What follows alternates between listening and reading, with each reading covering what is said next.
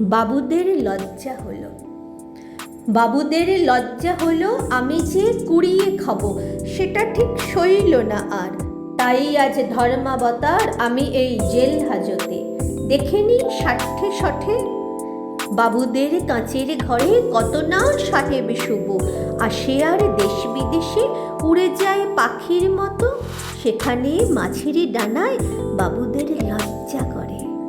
আমি তা বুঝিও এমন বেহায়া সরম খাকি, খুঁটে খাই যখন যা পাই সুবোধের পায়ের তলায়। খেতে তো হবেই বাবা, না খেয়ে মরবো নাকি? বেঁধেছ, বেশ করেছ, কি এমন মস্ত ক্ষতি? গারদে বয়স গেল, তাছাড়া গতরখানাও বাবুদের কবজা হলো।